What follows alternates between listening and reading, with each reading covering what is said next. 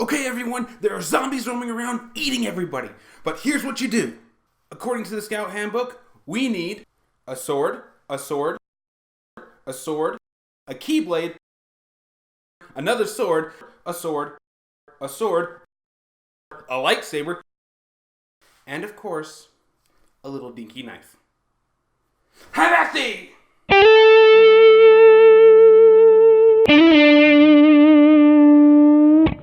Hello, and welcome back to another Midnight Showing. As always, I'm Kelly, and I just got out of Scout's Guide to the Zombie Apocalypse, baby.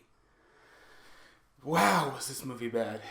Before I begin with the movie, let me just say, Happy Halloween, because knowing me, this will come out on Halloween.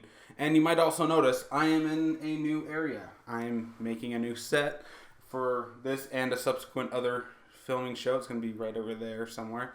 But, yeah. Hopefully this is going to sound a lot better. There's going to be no more annoying sounds going off in the background. Might have to do something about the echo in this room, but I'll work on that. It's completely a work in progress, and I hope that you guys appreciate it. Now, on to the review. Scout's Guide to the Zombie Apocalypse. Non-spoiler version. This movie was immature, stupid, insulting to us actual scouts, and frankly was a waste of time.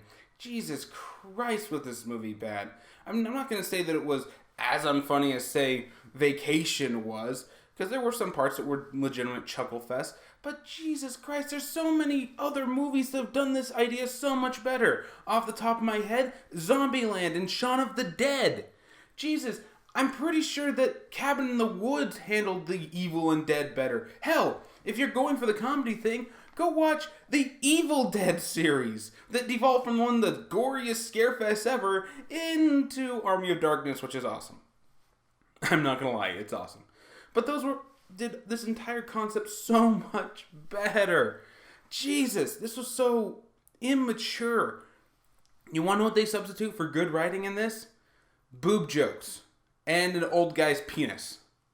I am not even shitting you. This movie was disgusting. It was stupid. And frankly speaking, there's much better films to be seeing this Halloween. Go watch The Last Witch Hunter, which even I think I might have bagged on that movie a little too much. And I sat there and praised it for most of my review.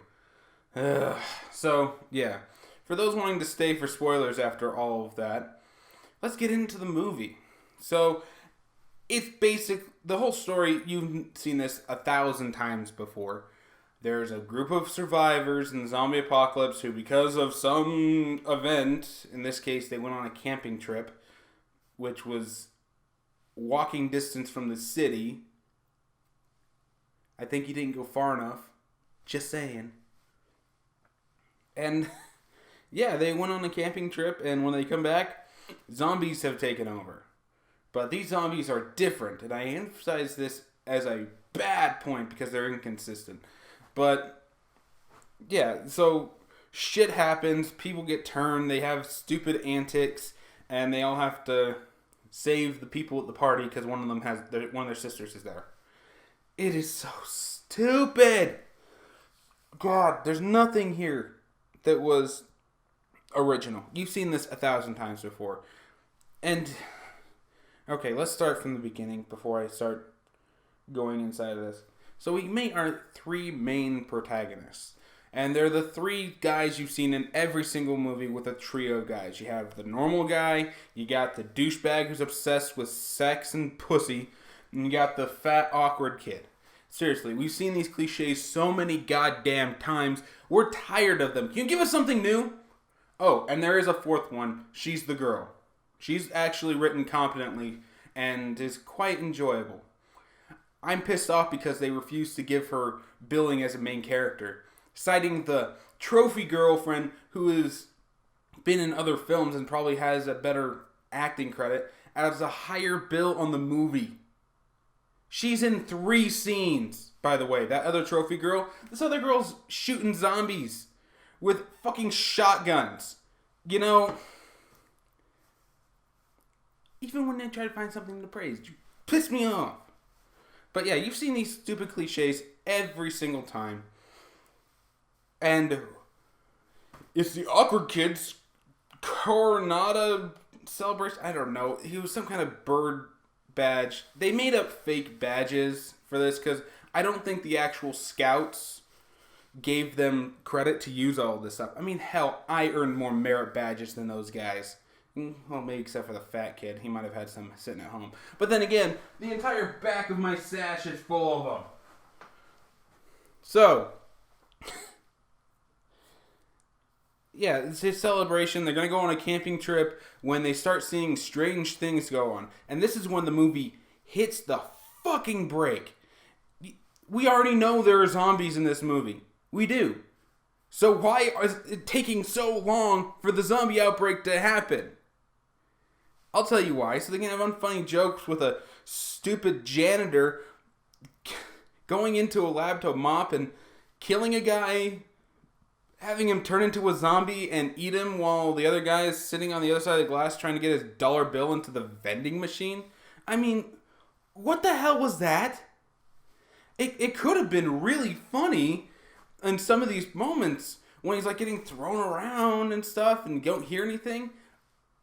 But there's a moment when the guy literally gets to the glass. All he has to do is start pounding on the glass. That would get his attention. But nope, he just sits there. Blood everywhere. Zombie grab him. It's not funny if you avoid logic. You know, show that his hands are gone. Show him that like an arm is ripped off. I'm like, he's like about to smack into the glass to try to get his attention and bits pulled away. You can make this funny. Why isn't this funny? I know why. Because I'm not a frat boy. Because I'm older than the age of 13. And that's the biggest problem with this movie, but I'll get into that in just a second. So, yeah, they're all away on this camping trip, but stupid pervert sex fuck wants to go to a senior party so that he can get laid. Yeah. So he can get laid. He's going to ditch one of his best friends and force his other best friend to ditch with him to get laid. Oh yeah, and his dialogue up until this point, which is about almost 40 minutes into the movie, is consisted of nothing but, oh my god, did you see that police officer? She has such hot tits.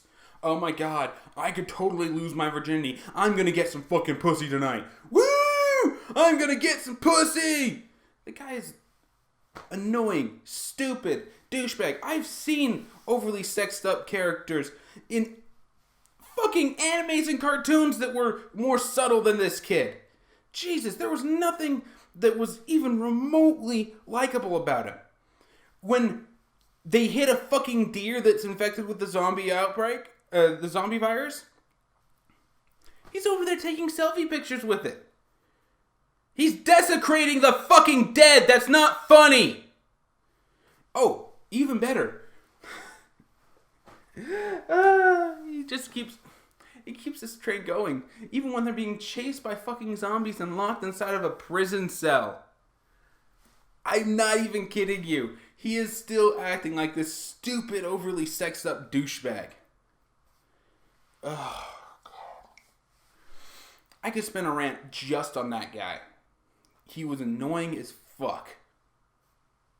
So yeah, they all try to sneak out, and the Everman doesn't want to do this. He's like having second thoughts, but it doesn't stop them from getting to their car only to see, oh no, the fat kid noticed that they left their campsite. Because apparently he has super hearing. He was sound asleep, but now he's not, and he somehow walked all the way behind them, listened to their whole conversation, got in front of the car, and they didn't notice him until the lights turned on. Come on. Things just happen like that in the movie. He's just there for the sake of having that stupid tension in the group stuff that we see in every single zombie production, period. You want proof of that? Go watch any episode of The Walking Dead and you're going to see mindless, pointless shit like that whenever you turn on one of their episodes. Seriously. So, yeah, let's go off on those little inconsistencies here for just a second. So I mentioned before that they hit a deer. It's the Everman and the stupid pussy guy. They're driving on the road and they hit a deer that's been bitten by the zombies and blah, blah, blah. and it just froze there. After they hit it and slam on the brakes in the car has absolutely no damage to it. Not even a fucking dent. I know, but it gets even better. They cut away from the car, and the windshield is before they cut away from the car, the windshield is cracked. They cut back to the car, windshield's fine again. Even better, the stupid thing, the deer that they hit, laying there, and there's a pool of blood and everything. Guts are wrenched out and everything. And they try to help build the whole zombie tension thing. Of course, he gets up and walks away without anybody noticing later on. But they flag down a car of their friends and relatives just so they can get some more exposition out of the way. And it's like, yeah, well, it looks like you got it worse off than the deer. And it's like, what do you mean? Well, the deer's gone. No, it's right over there. And the camera pans and points right where the freaking deer was sitting. The blood pool I mentioned is gone. It's completely gone. It's clean. It's quite clear that they filmed this scene before they did the actual car hitting stuff so that they could get these other extra people that end up into the scene later out of the way. It's the pool of blood, gone. There's not even a freaking speck of hair. And it's not like it's so far off that you can't see that. No, it's probably the distance between this room and my room, which is just a little hallway away. It's not that far. No pool of blood, but then he walks up to it and he looks at it and the pool of blood's back. This isn't the only time that the consistency is a problem. There are several shots in this movie where people just teleport. There's one point where they actually meet up with a military guy who's helping the evacuation of everybody out of this town before they carpet bomb the area to deal with this. You want to know what he does? When he shows up, he's perfectly fine. Not a scratch on him. But after they go to the fake address of the party because douchebag got tricked, now they're at a sewage plant because it's a big pile of shit. Funny. And they have this stupid little breakout thing. The girl's sitting in the car with the army guy. Are you fucking unbelievable? She looks over, and he's slumped over, and he magically has a bite on his hand. That wasn't there before. And I'm sorry, but the other zombies seem to retain some form of memory, and they seem to, be, I don't know, blue-veined all over as this infection spread. But this guy was perfectly fine not 5 minutes ago, not one driving cut away ago. He was perfectly fine with a scratch on him. And now he's turns into a zombie. Consistency, guys! Consistency. This isn't like fucking Napoleon Dynamite where the inconsistency between the shots is actually a joke in and of itself. No, seriously, go watch Napoleon Dynamite again. Just watch the stuff in the background. Piles of cheese, the tater tots being split out and then stacked, spread out and stacked. It's a joke. It's for your nice little mind. It's kind of clever, even though the rest of the movie is kind of stupid. But, yeah. The inconsistency here are clearly because they don't give a fuck. Yeah, so the zombies break out. Perfect big douche Burv and normal guy are running through this town trying to find out what's going on because everyone's gone. They stop at a gas station, which is right across the street from the strip club where the girl works. I don't remember their names because honestly, you're not going to remember this movie in 2 minutes after you watch it. There's nothing memorable about it. And of course, the strip club's called Lawrence of Arabia. Subtle. Starting to think that my 13-year-old brother wrote this stupid piece of crap film. They go in there, and you've seen part of this scene in the trailer where they're just sitting there and the zombie girl comes out and she starts doing a dance. No. Now, this is the big problem with the zombies inside this movie, is their inconsistency of how they're written. Are they mindless? Do they remember certain things? Do they have some form of intelligence? Well, that just really depends on the scene. Because sometimes they're...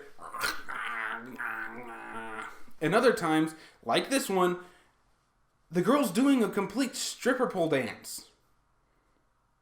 Remembering to take off her top at perfect times and do the flips and swirls and everything. Spinning on the freaking pole, all of it.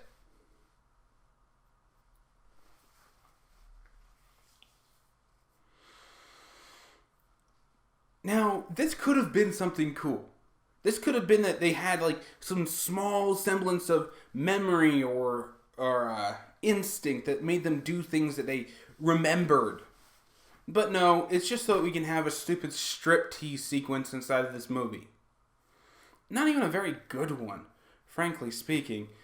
I think that True Lies with Arnold Schwarzenegger and that one chick whose name I can never remember was done a lot better than this.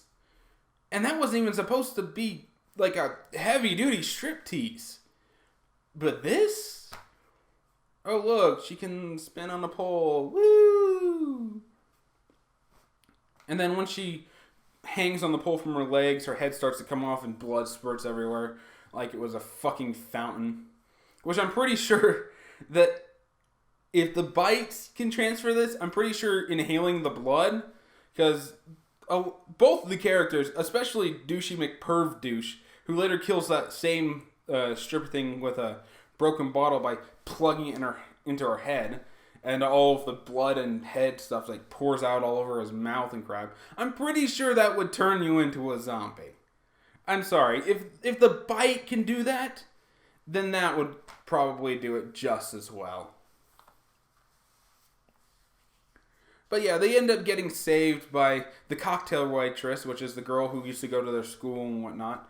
And of course, she's wielding the shotgun. They get in the car and they start driving off and...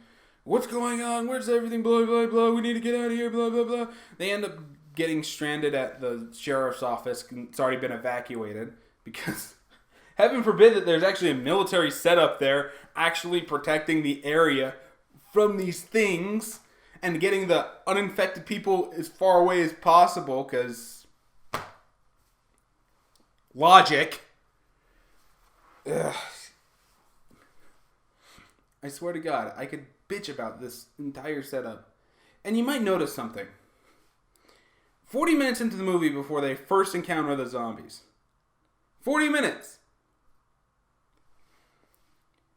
Before they actually start fighting back against the zombies, isn't until literally the last scene of the last act. 40 minutes of running, of build-up. About 50 minutes of actual, running from zombies and having zombies there, occasionally killing one or two of them, including a bunch of dick jokes and sex jokes.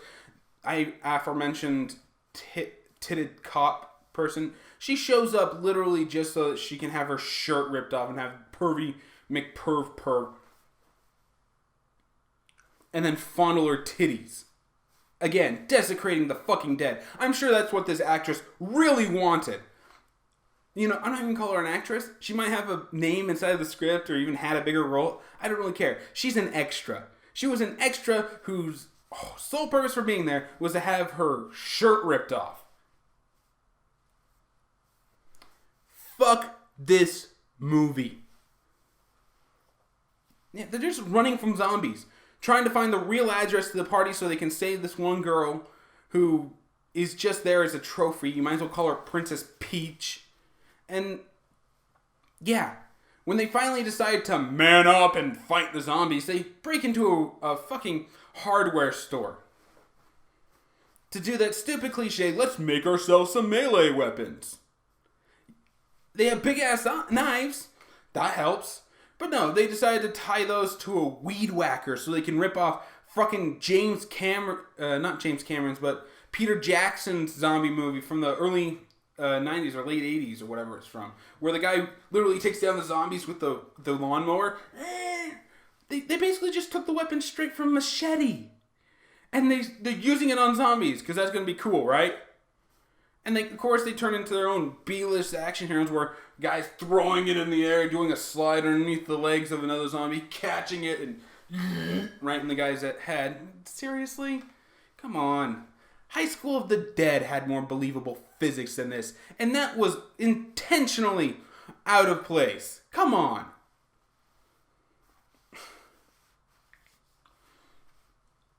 Yeah, they send the girl off to the military to try to stop the carpet bombing so they can save these people.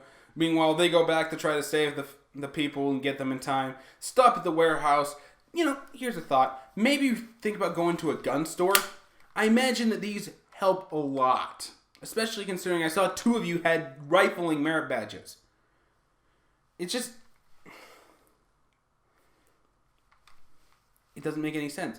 The fat kid makes a potato launcher, but instead of launching potatoes, he launches wooden doorknobs, which somehow have the force to not only explode through 1 head, but 3, without losing any form of velocity or anything. Remember that fuck you to physics I was talking about? Man, physics just seem to be getting fucked lately on my show. Talking about all of these other movies that just don't understand how gravity works, or how Newton's law of physics, what was it? 3rd, I believe. For every action, there's an equal and opposite reaction. So there's no way that doorknob could have gone through 1 head, let alone 3. It's wood. Maybe if it was metal, I could believe that, but you'd never be able to launch a metal one that fast. Not with a potato gun. Then you have Pervy McDouchefuck, who built himself a self-reloading hand crossbow out of a caulk gun, PVC pipe, a rubber band, and 9-inch nails. Now, I probably wouldn't mind it that he built this if it wasn't self-reloading. We never see him reload that piece of crap crossbow once in this climax. And you've seen this climax. It's in the trailer. That shot of them fighting back, that is literally the only time they do fight back, and it's in the climax of the movie. I'm sorry, I know you were paying for zombie kills in some outrageous fashions, but we're only going to leave that to the last 10 minutes of the film. Enjoy! His self-reloading crossbow magically runs out of ammo, even though he clearly has many nails on a sash. Much like this one, actually. He just stuck a bunch of 9-inch nails inside of it. There's stupid, and then there's fuck you, get out. And that's what I wanted to say this entire freaking movie. Fuck you, get out. This movie was appalling.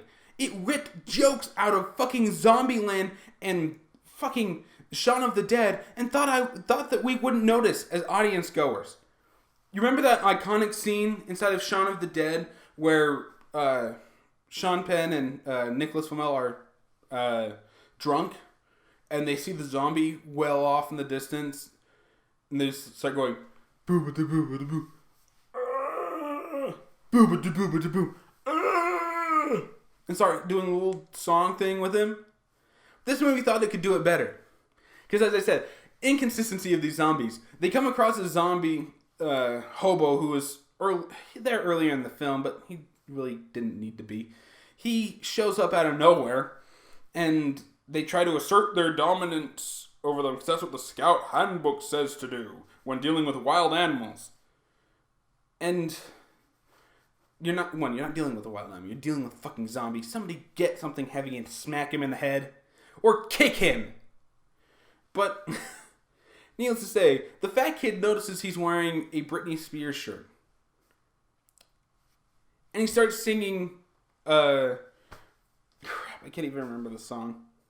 Still believe, ba-da-da-da, da-da-da-da, ba-ba-da, ba-da-da-da, ba-ba-da-ba.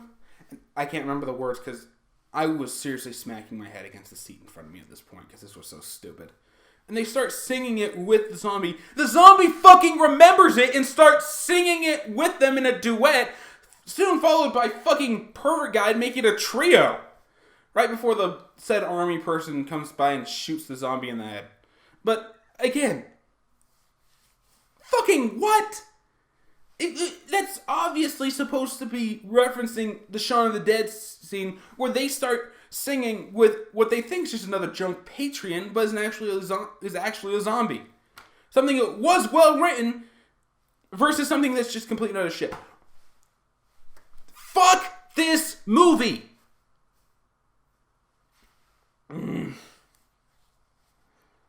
Yeah, I don't want to do this. I'm fearing that my Red Lantern ring is going to come flying at me and just shove itself back on my fist, even though I managed to rip it off after a week.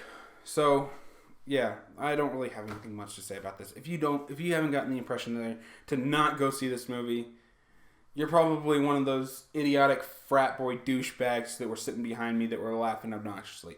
You know what I'm talking about. The ones who are like, oh yeah, oh, he's gonna do it. Yeah, those guys. There's about 6 of them sitting right behind me and they wouldn't shut the fuck up. Especially considering the movie wasn't even funny. I maybe giggled a couple of times because there were a couple of sight gags.